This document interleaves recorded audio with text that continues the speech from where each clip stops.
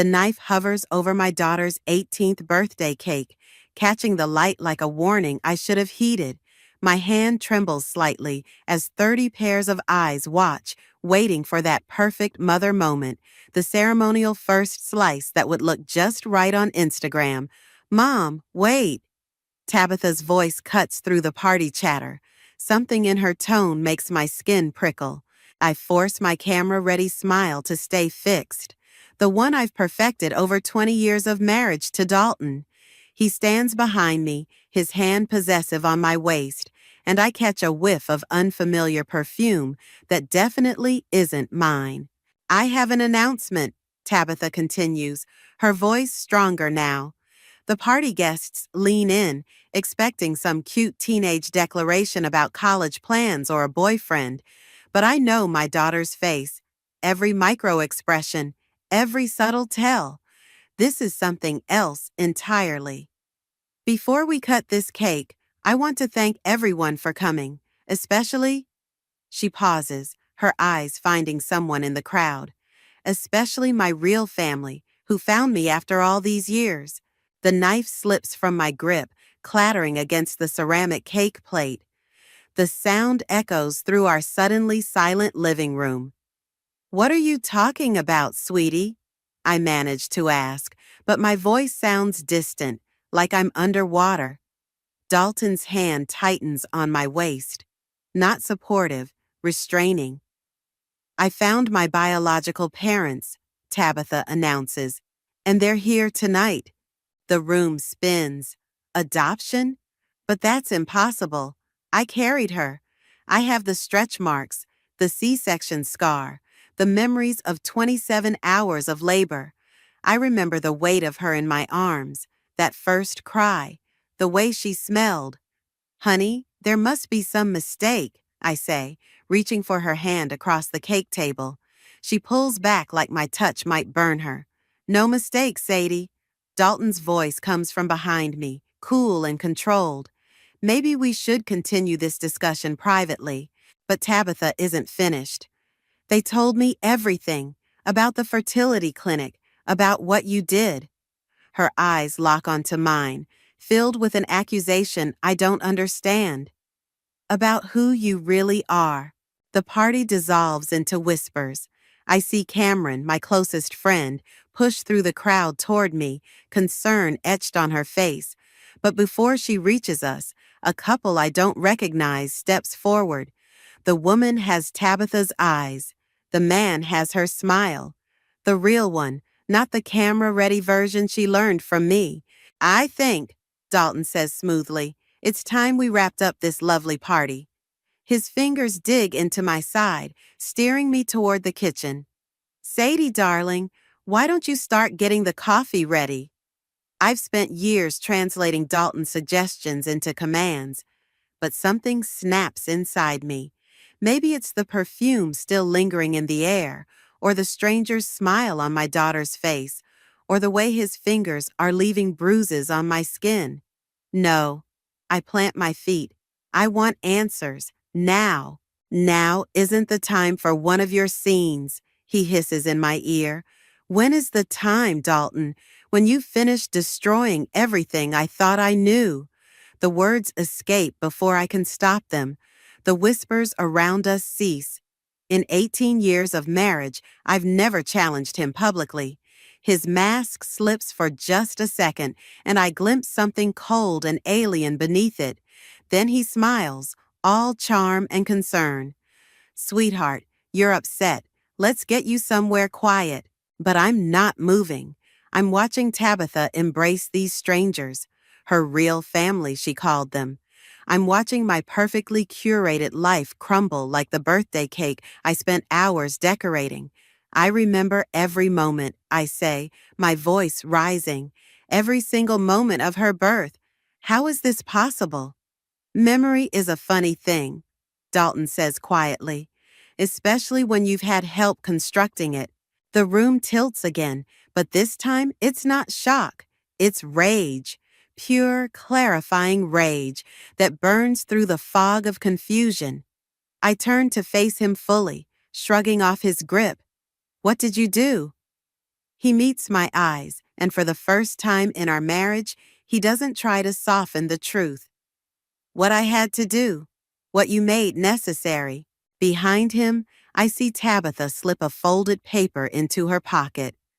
She catches my eye, and in that moment, I realize she knows something I don't, something that could explain why my husband smells like another woman's perfume, why strangers have my daughter's smile, why 18 years of memories feel suddenly fragile as spun sugar. The knife still lies on the cake plate.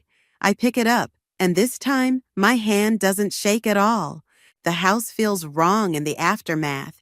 Too quiet, too empty, like a stage after the audience has gone home.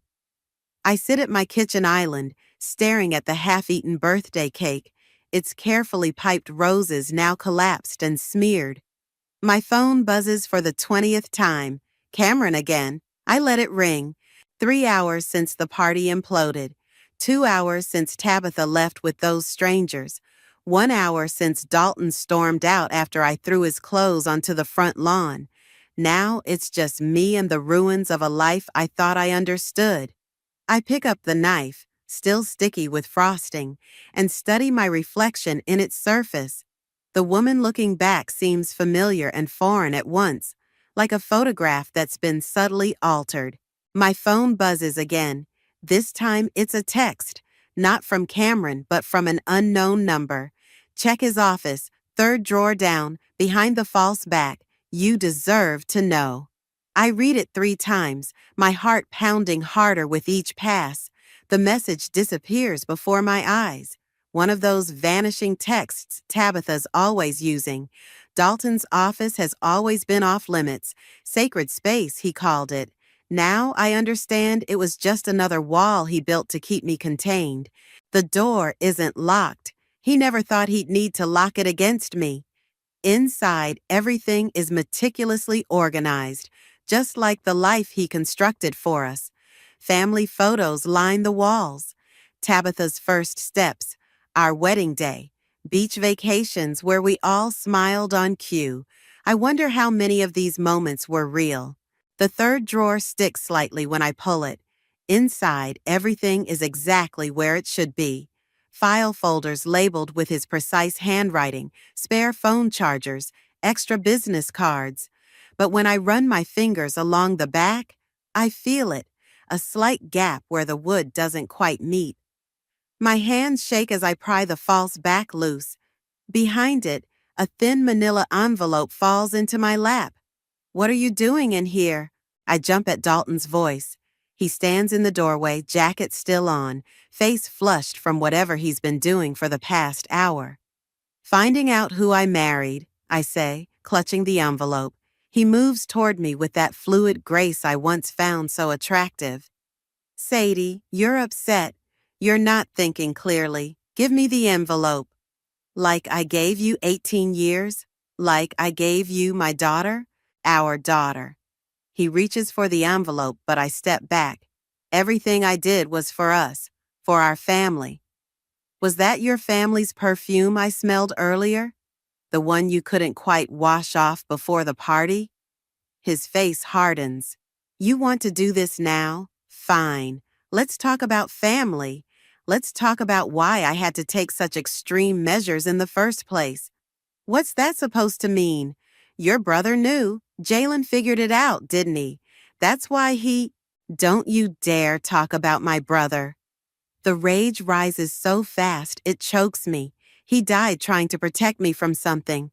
Was it you? Was it this? A phone rings. His private line, the one I'm never supposed to answer. His eyes flick to it automatically. "Go ahead," I say. "Answer it. It's probably your real family calling." Instead, he steps closer, his voice dropping to that soothing tone he uses when he wants to make me doubt myself. "Sweetheart, you're spiraling. Remember what happened last time? The doctors said, the doctors you hired, the ones who helped you make me believe whatever you wanted?" His silence is all the confirmation I need. "Get out," I whisper. "This is my house. Not anymore." I pull out my phone, thumb hovering over Cameron's number. Get out or I start making calls. To the police, to your partners, to everyone at that party who saw what happened. You don't want to do this, he says, but there's a flicker of uncertainty in his eyes. You don't want to know what's in that envelope. No, I don't, but I need to. We stand there, locked in a standoff, until another call lights up his phone. This time, when his eyes drift toward it, I see something I've never noticed before. Fear. He backs away slowly, straightening his jacket. This isn't over, Sadie. When you're ready to be reasonable, call me. The front door closes behind him with a quiet click. I wait until I hear his car start, then slide down against his desk, the envelope trembling in my hands. Through the window, I catch movement, a figure standing in the shadows of our neighbor's yard.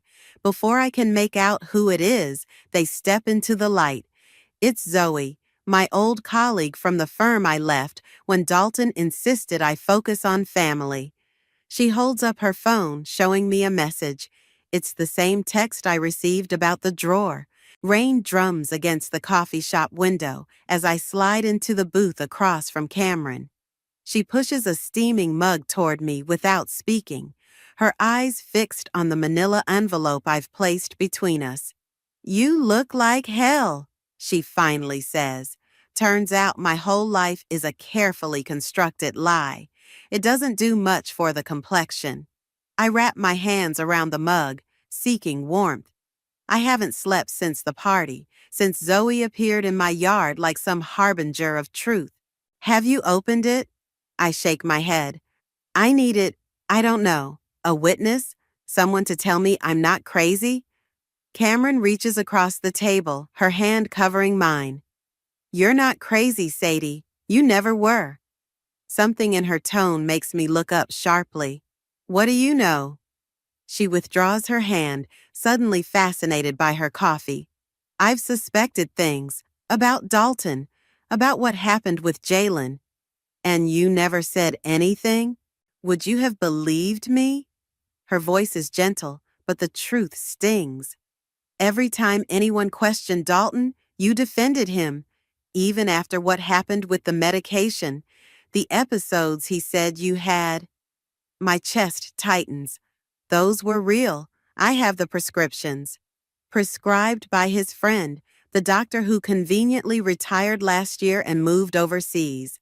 The coffee turns bitter in my mouth. I push it away, reaching for the envelope instead. I need to know. Whatever's in here, will you stay while I read it? She nods, and I break the seal. Inside, I find medical records, fertility clinic documents, bank statements, and photographs, so many photographs, of Tabitha as a newborn, but not in my arms, of a woman I don't recognize, holding her in a hospital room I've never seen. This can't be right, I whisper. I remember giving birth. I remember. What he wanted you to remember, Cameron says softly. What the drugs made you believe. My phone buzzes. A text from Tabitha. Meet me at the park. Our spot. Come alone. I start to stand, but Cameron grabs my wrist. Wait, there's something else you need to see. She pulls out her own phone, scrolling through emails. Zoe sent these last night. Financial records showing money moving from Dalton's accounts to a private trust. The beneficiary is listed as. A shadow falls across our table. I look up to find Dalton standing there, immaculate in his business suit despite the rain, having a nice chat. His smile doesn't reach his eyes. Cameron, I believe you're needed at the office. Something about those files you've been accessing? The color drains from Cameron's face. She looks at me, then back at Dalton. You can't keep controlling everyone forever. Can I? He slides into the booth next to her, his movement casual but somehow threatening. How's your sister doing? Still struggling with those gambling debts? Cameron's hands clench into fists. I'm sorry, Sadie, she whispers, gathering her things.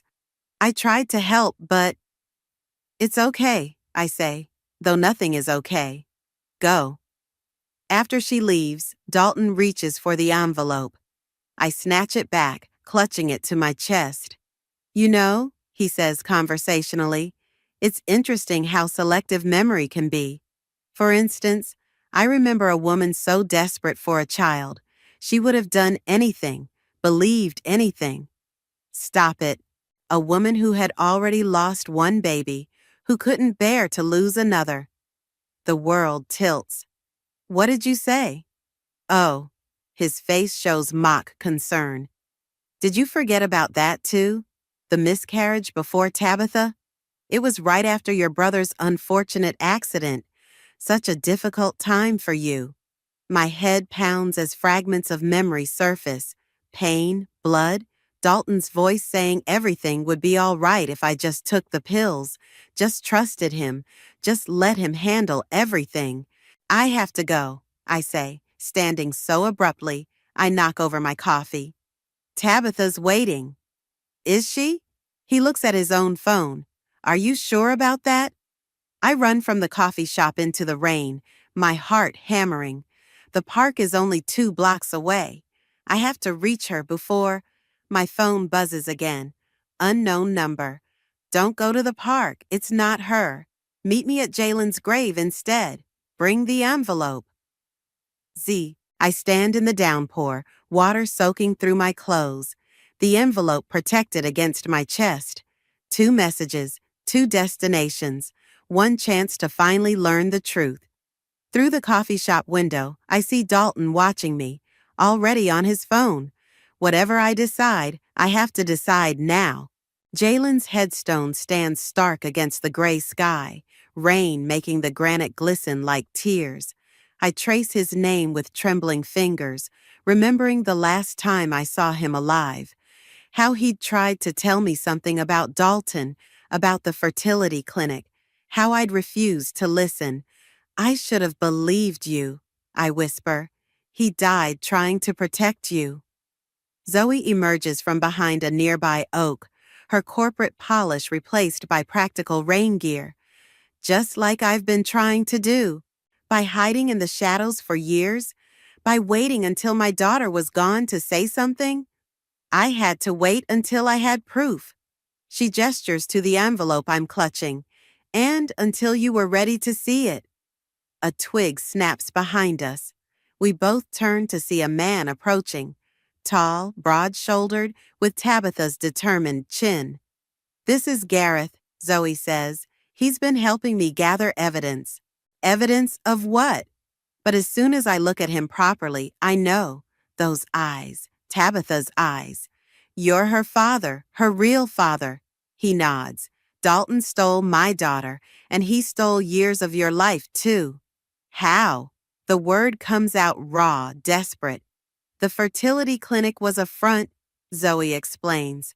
Dalton and his partners were taking embryos from paying clients, implanting them in other women.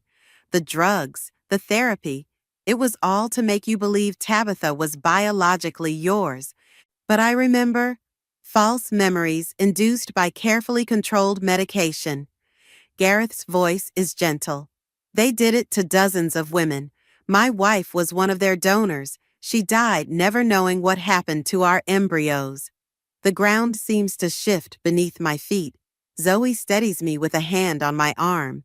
Jalen figured it out. She continues. He was investigating the clinic's finances when he had his accident. I was his assistant at the accounting firm. After he died, I kept digging, but I had to be careful. Dalton's network runs deep.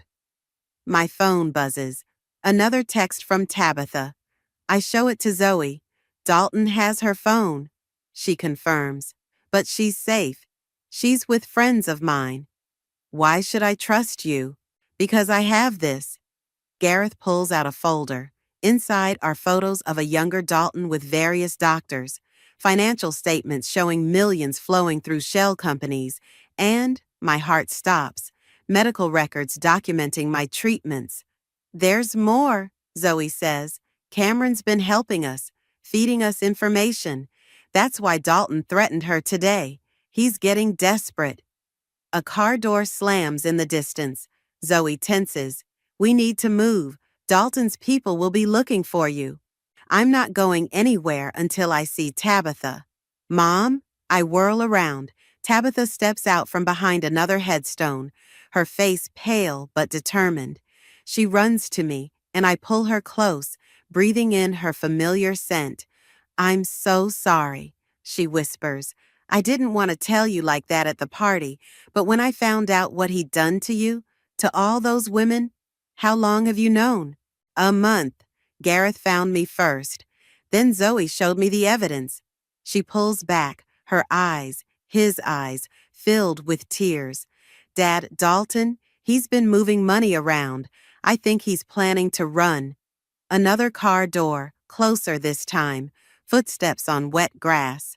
We need to go, Zoe insists. Now! Where? Somewhere safe, somewhere we can plan our next move. She hands me a burner phone. The evidence in that envelope isn't enough to bring him down, but combined with what Cameron's gathering from inside the firm, Cameron? A familiar voice cuts through the rain. I wouldn't count on her help anymore. Dalton emerges from the mist like a nightmare, Cameron beside him. Her face is streaked with tears. I'm sorry, she says again. He has my sister. Get in the car, Sadie. Dalton's voice is steel wrapped in silk. You too, Tabitha. This little rebellion has gone far enough. Tabitha grips my hand. Zoe and Gareth move to flank us. No, I say, and the word feels like freedom. We're done with your cars, your control, your lies. Think carefully about what you're doing. His hand moves toward his jacket pocket. About what you're risking. I already lost everything that mattered, I tell him. Now I'm taking it back. Lightning splits the sky, illuminating us all in harsh white light. The truth tellers and the liars, the victims and the victimizers, all of us caught in this moment of reckoning. Thunder follows, and in its rumble, I make my choice. The safe house is a small apartment above a closed bookstore, smelling of dust and old paper.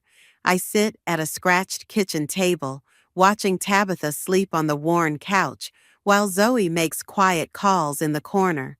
The burner phone feels heavy in my pocket, loaded with Cameron's last text. I can fix this. Trust me one more time. Thunder still rolls outside, like an echo of the chaos at the cemetery, of Dalton pulling out not a weapon, but a phone, showing us live footage of Cameron's sister being led into a car, of Cameron's broken apology as she chose her sister's safety over our truth, of Gareth creating a diversion that let us escape into Zoe's waiting car. Your daughter's strong, Gareth says, settling into the chair across from me. Like her mother. Which mother? The words come out sharper than intended. The one who's fighting for her now. He slides a photo across the table, a woman with Tabitha's smile. Rebecca would have loved knowing her daughter had you. Did she? I swallow hard. Did she know what the clinic was doing? No, we were desperate for a child, trying every treatment we could afford. When she died during the egg retrieval procedure, I thought our chance at a family died too. His voice roughens. Then last year, I found irregularities in the clinic's records, started connecting dots. Zoe joins us, her face grim. We have a problem. Cameron just accessed files showing major transfers from Dalton's accounts. He's liquidating everything. Running, I say, just like Tabitha suspected. Not without consequences. Gareth's hands clench. We have enough evidence. Evidence isn't enough. Zoe cuts in. We need someone on the inside, someone he still trusts. They both look at me. No. I stand so abruptly my chair scrapes the floor. I can't go back there, not after everything. Mom? Tabitha stirs on the couch. What's wrong? Before I can answer, all our phones buzz simultaneously. It's a video message. Cameron standing in Dalton's office, fear clear on her face. I did what you asked, she says to someone off screen. The transfers are complete. Now please, let my sister go. Dalton steps into frame, that familiar cold smile in place. Of course, right after you help me with one last thing. He looks directly into the camera. Sadie, darling, I know you're watching. Come home. Let's discuss this like rational adults. You have 2 hours before I start making calls. To the police about Gareth's breaking and entering, to the medical board about Zoe's stolen records, to social services about our unstable daughter. The video ends. Tabitha is fully awake now, her face pale but determined. He's bluffing, she says. He wouldn't risk exposure. He would, Zoe interrupts, because he knows the system will believe him, the respected businessman, over us. Unless, I pull out the burner phone, rereading Cameron's text. Unless we give him exactly what he wants. Mom, no. Listen to me. I grab Tabitha's hands. Your father, Gareth, has been gathering evidence for years. Zoe has the financial records. All we need is proof of Dalton's direct involvement. Proof I can get if he thinks he's won. It's too dangerous, Gareth protests. He's unstable. He's predictable, I correct. His ego, his need for control, I know how to play into them. I've been doing it for 18 years. My phone buzzes again. Another message from Cameron. Storage Unit 23B, password Jalen 1990. Hurry. She's still helping us, I realize. Even now, she's creating a backup plan. Zoe studies the message. That's near the office. If Cameron's managed to stash evidence there, then I need to get it before meeting Dalton. I turn to Tabitha. I need you to trust me. Can you do that? She hugs me fiercely. I never stopped. 2 hours, Zoe reminds us. Whatever we're doing, we need to move fast. I look around at these people. My daughter, her real father, my brother's former assistant, all brought together by one man's web of lies. Then I think of Cameron, still trapped in that web, trying to protect her sister while leaving us breadcrumbs to the truth. I'm going home, I announce, and for the first time, the words taste like victory instead of surrender. But first, we're going to make sure Dalton never controls anyone again. Lightning flashes outside, illuminating our reflections in the window. 4 people hunched over a kitchen table, planning to dismantle an empire built on stolen dreams. The storm isn't over. It's just beginning. Storage Unit 23B looms before me, its padlock glinting in the fluorescent light. My fingers tremble as I punch in Jalen's birth year. The lock clicks open. Inside, bankers' boxes line metal shelves, each labeled with Cameron's precise handwriting. Patient names, dates, financial records, everything we need to expose Dalton's operation, and everything that could destroy him. Looking for something specific? I whirl around. Cameron stands in the doorway, her business suit wrinkled, mascara smeared beneath her eyes. Your sister is safe. She steps inside, closing the door. Dalton's men are watching an empty apartment while she's on a plane to Vancouver. The video was recorded yesterday. I needed him to believe he still had leverage. She pulls a USB drive from her pocket. Everything's backed up, including what really happened to Jalen. My throat tightens. Tell me. Jalen found proof that Dalton was selling babies, matching wealthy donors with desperate mothers, playing God with people's lives. The night he died, he wasn't driving to the airport. He was coming to tell you. The fluorescent lights buzz overhead, matching the static in my head. Dalton killed my brother. He arranged it, made it look like an accident, just like he arranged everything else in your life.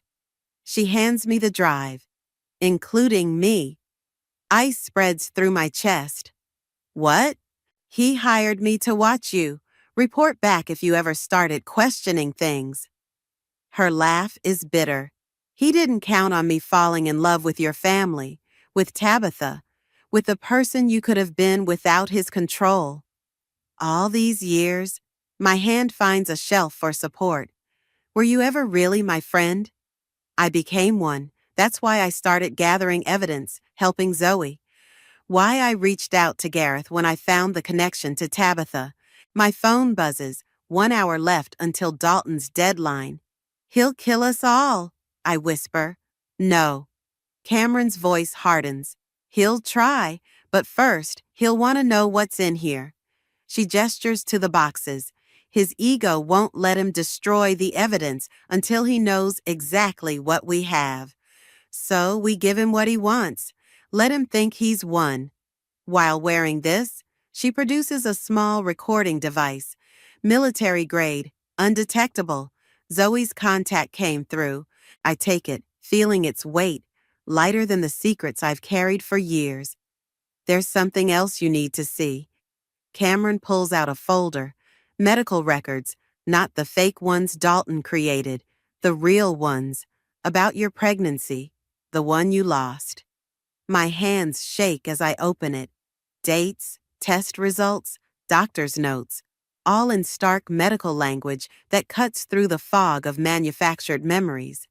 It was real, I breathe. That baby was real.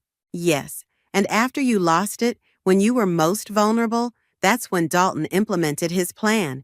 The fertility treatments, the drugs, the therapy, all designed to make you accept Tabitha as your biological child. Why? Why go to such lengths? Because you were perfect, grieving, desperate for a child, with enough family money to fund his operation. And Tabitha, she hesitates. Tabitha was special, the perfect donor embryo, guaranteed to produce a child of exceptional intelligence and ability. He could have sold her to the highest bidder, but he wanted her for himself, his ultimate achievement. My phone buzzes again. Dalton's message is simple. Time's running out, darling. I have to go back, I say. Make him believe I'm broken, that I'll accept his version of the truth. He'll be expecting that. Cameron checks her watch, which is why we're going to give him exactly what he wants and everything he fears. She pulls out her phone, showing me a series of texts. My breath catches as I read them. Is this real? Very. The question is, are you ready to use it? I think of Jalen, driving through the night to save me, of Tabitha, brave enough to shatter our perfect illusion, of the baby I lost, the only child that was truly mine. I'm done being ready, I tell her. I'm done being careful. I'm done being his perfect, controlled wife. Good. She hands me a key. Because in 45 minutes, everything changes.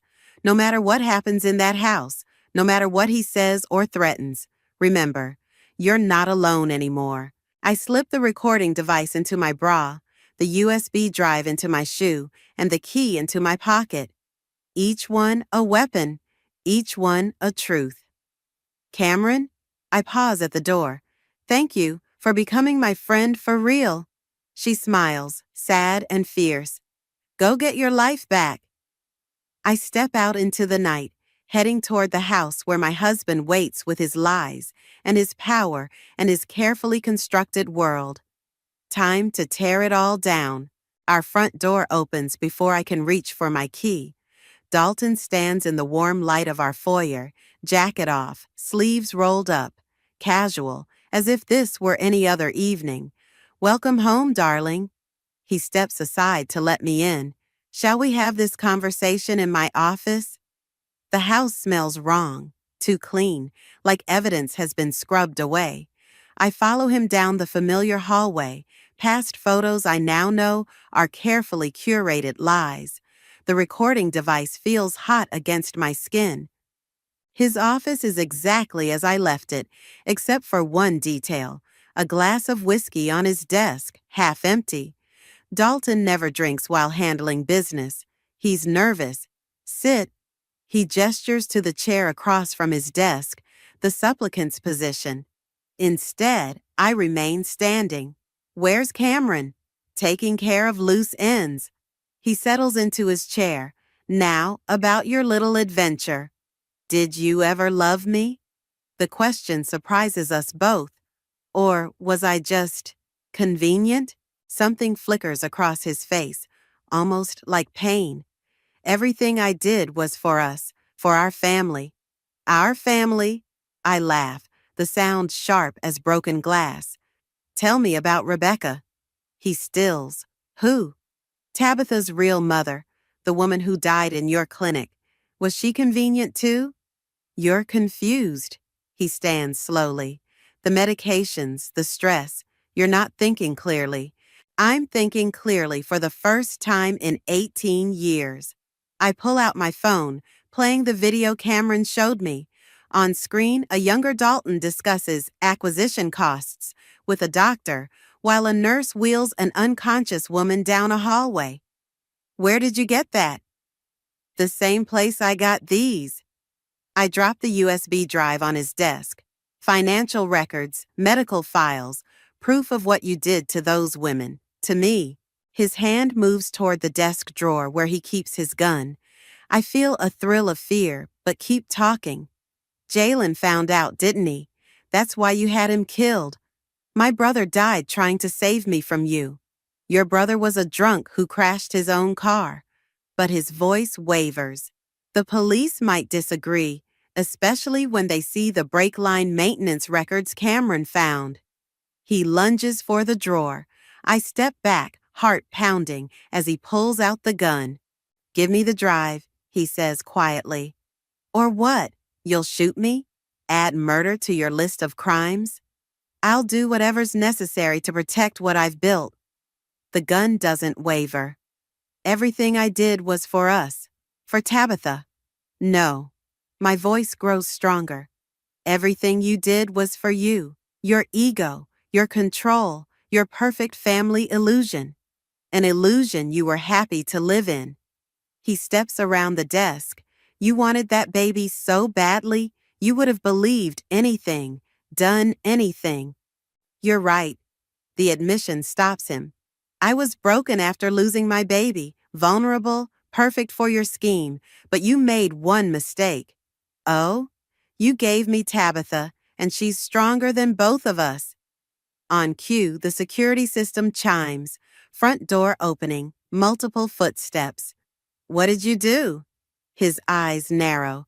Nothing, just invited your other families over. The office door opens. 3 women enter, all around my age, all with the same haunted look I used to see in my mirror. Behind them stands Gareth, Zoe, and Tabitha. Meet your wives, Dalton, the ones whose babies you stole, the ones you drugged and manipulated, just like me. Mom, Tabitha's voice cracks. His gun. He won't use it. I step closer to him. Because in about 30 seconds, the police will arrive with search warrants for every property you own. Cameron's been very helpful, explaining exactly where to look. His hand shakes. You're bluffing. Like you bluffed about having her sister. Vancouver's lovely this time of year, by the way. Sirens wail in the distance, growing closer. It's over, I tell him softly. The perfect family, the perfect lie, all of it. He looks at each face in turn. The women he betrayed, the daughter he stole, the life he manufactured, and something breaks behind his eyes. The gun clatters to the floor. You were never supposed to wake up, he whispers. But I did. We all did. Police flood the house. Gareth moves to restrain Dalton while Zoe retrieves the gun. The other women huddle together, sharing stories, sharing strength. Tabitha runs to me, burying her face in my shoulder like she did as a child. Is it really over? I hold her close, breathing in the scent of her hair. My daughter, not by blood but by choice, by love, by truth. No, I say, watching as officers lead Dalton away. It's just beginning. Morning sunlight streams through Jalen's bedroom window, turning dust motes into floating stars. I run my fingers along his old desk, where case files now spread like fallen leaves. evidence of lives disrupted, families fractured, truth finally emerging. Found another one, Cameron says from the doorway, holding up a manila folder. A girl in Seattle. Her mother just reached out. How many now? 23 confirmed cases, more coming forward every day. I add the folder to our growing collection. After Dalton's arrest, his empire began crumbling like a sandcastle at high tide. Each wave reveals new secrets, new victims, new threads to unravel. Footsteps on the stairs, Tabitha and Gareth, returning from their morning coffee ritual. Their relationship is still new, tender as a spring seedling, but growing stronger each day. Mom, Tabitha holds out a paper cup. We brought you your usual. And something else. Gareth produces an envelope. From Rebecca's parents. My hands shake slightly as I open it. Inside is a photo of Rebecca at Tabitha's age. Same determined chin, same fierce eyes. With it, a note. Thank you for loving our granddaughter when we couldn't. They want to meet you, Tabitha says softly. All of us, actually. Before I can respond, my phone buzzes. A text from Zoe. Turn on the news, now. Cameron grabs the remote. The screen fills with Dalton's face, hollow-eyed in prison orange, as he's led into court. The headline scrolls, Fertility Clinic CEO pleads guilty, agrees to name accomplices. He's talking? Cameron breathes. Finally, because he knows what's in the last box, I say. They all turn to look at me. What last box? Gareth asks. I move to Jalen's closet, reaching for the false panel he showed me years ago, the one I'd forgotten until last night's dream brought it rushing back. Inside is a single recorder, dusty but intact. The night before he died, Jalen came to me. He was excited, said he had proof of something big. I was too medicated to understand, but he left this. My fingers shake as I press play. Jalen's voice fills the room, young, urgent, alive. Sadie, if you're hearing this, I got sloppy. Let them catch me. But you need to know, it goes deeper than Dalton. There's a whole network, judges, doctors, politicians. I'm meeting someone tonight who can blow it all open. If anything happens to me, look for... The recording cuts off in static. That's why they killed him, Cameron realizes. Not just to protect Dalton, to protect everyone, I finish. And now Dalton's naming names to save himself. Tabitha grabs my hand. Mom, this is bigger than we thought. Maybe we should stop. No, I squeeze her hand. Your uncle died trying to expose this. Those women lost their babies, their memories, their lives. We finish what Jalen started. It'll be dangerous, Gareth warns. Everything worth doing is. I look around at these people who've become my true family, forged not in blood or lies, but in shared purpose and hard-won truth. Besides, I'm not alone anymore. Cameron's already on her laptop, fingers flying. I can cross-reference Dalton's associates with adoption records, political donations. I'll call Zoe, Gareth says. Her contacts in the DA's office need to hear that recording. Tabitha hugs me fiercely. We're really doing this? We are. I kiss her forehead. For Rebecca, for Jalen, for every family they tried to erase. The morning sun catches the dust motes again, dancing like stars in Jalen's old room. I think of all the nights he spent here, piecing together a puzzle whose scope he barely glimpsed. Of all the nights I spent in a drugged haze, missing the truth right in front of me. No more missing, no more haze. Mom? Tabitha's voice pulls me back. What do we do first? I pick up the Seattle folder, add it to Jalen's files, and face my daughter. This miraculous girl who shattered my perfect illusion and helped me find my real strength. We do what I should have done 18 years ago, I tell her. We wake everyone up. Through the window, I watch the sun climb higher, burning away the morning mist. Somewhere in a courtroom, Dalton is spilling secrets. Somewhere in Vancouver, Cameron's sister is safe. Somewhere in Seattle, another mother is remembering her truth. And here, in my brother's room, surrounded by evidence and love and purpose, I'm finally fully awake.